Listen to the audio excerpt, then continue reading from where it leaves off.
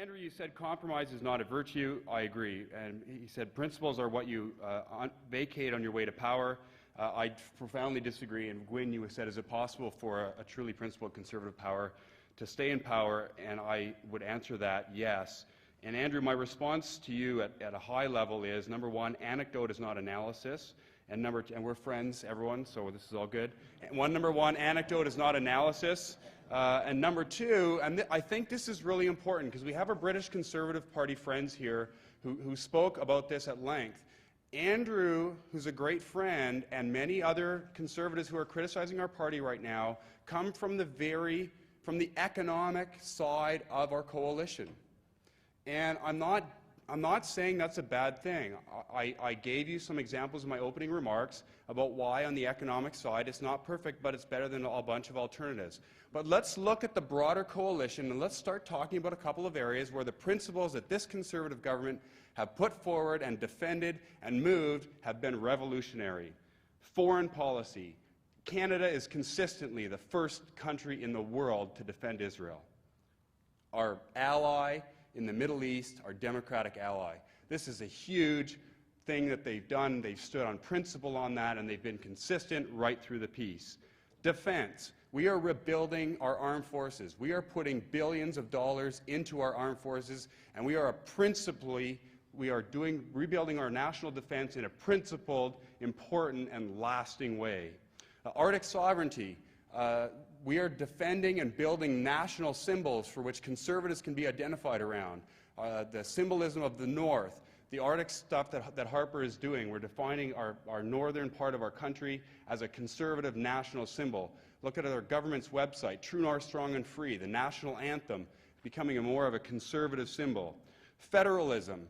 We have a government now, and I was at the Institute of Marriage and Family Conference, and Mr. Ian Duncan Smith said his think tank was not a think tank, but a do tank.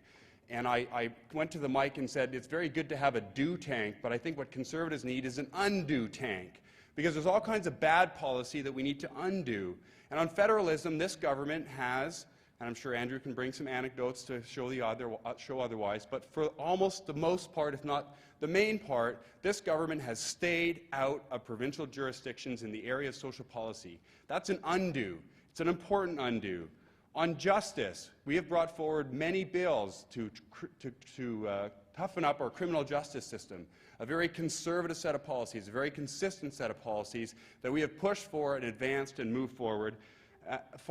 Second last, on political correctness, there is no longer any credibility in this country for the Kelowna Accord, for the Kyoto Accord, or for court challenges programs. These are politically correct institutions that this government has systematically, in their conversation and in their policy, undone and moved forward and changed the debate. Let me conclude with the most important thing this government has done, in my estimation, and I'll admit a bias because I've been writing about this for many years and I have 4 children. But this government stopped cold. Now, some people will dispute because they're still not perfect on this, but they stopped cold a national, government-run, unionized child care system and instead redirected billions of dollars so parents can make their own choices about their families. That's a conservative principle.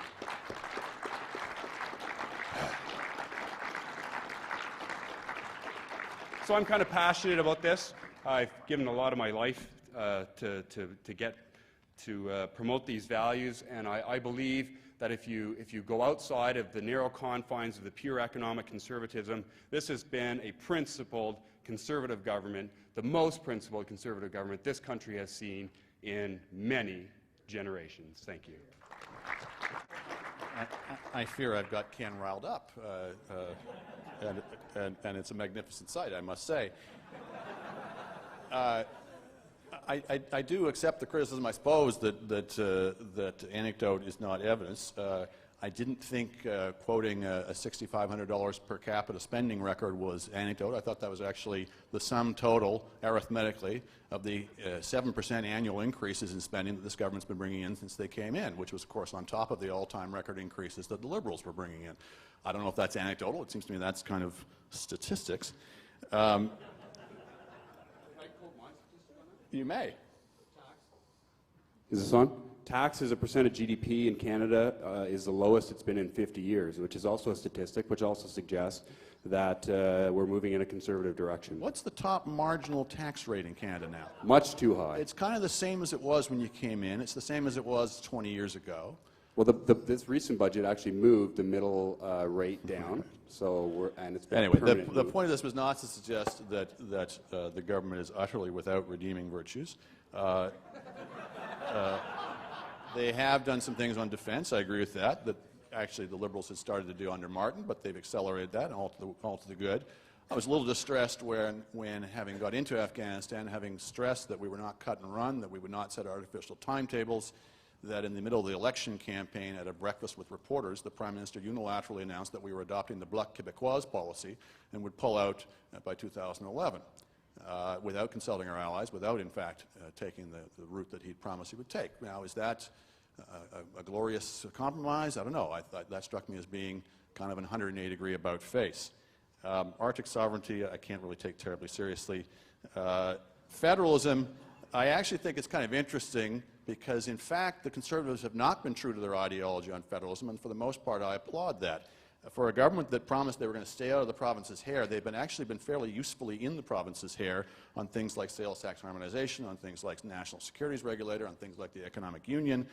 Less usefully, for a government that said they were going to get out of the shared cost programs, they have, in fact, massively increased federal-provincial transfers without any of the strings that might have justified those transfers in the first place. I have never had a problem with conditional federalism, unlike probably everybody in this room.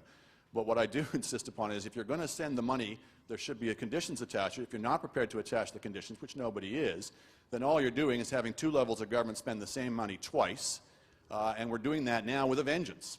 The conservative government has actually rapidly increased transfers to the provinces for social programs. So they're not, in fact, and pretended to have even conditions attached to it, the health care wait times guarantee. So they haven't actually been true to their own ideology on that. Okay, so I just wanted to just get a couple lines in there. Now let me just address the question that was put. I think principled politics is possible. I think it's difficult. I think part of what makes it difficult is when people give up before they've even started. When it is all too tempting in politics to say, you know, this is how you show you're a player. This is how you show you get it. This is how you show you're mature. You're not one of those dreaded purists. And so you take what are initially perfectly acceptable compromises, but it just gets a little bit too easy, and it gets a little bit too rapid, and before you know it, you're compromising on everything. And it's completely understandable, and it's totally easy for a critic outside the process to cast aspersions on it, but somebody's got to call them on it. And I fear that's what all too readily happens. What I think a lot of people in politics miss also is the moderation that most of the public is looking for, in my view, is not so much moderation of policy, it's moderate temperament. It's, do you look like you're a thoughtful individual who's come to his or her views as a process of mature reflection, or are you just parroting some slogan because that's your team chant? If people in politics would take more time to focus on that, I actually think they would find they could sell more radical policies more easily. What we've got in current politics, and forgive me for being so critical of the present government, but that's, I always like to annoy the crowd I'm with. What we have is vicious, mindless partisanship substituting for actual policy differences, and there seems to be almost a direct relationship with that. And what I would propose to you is flip it around.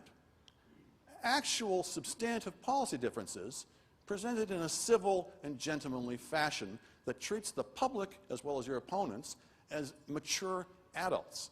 And I actually think there is a role for that in politics if people would just try once in a while.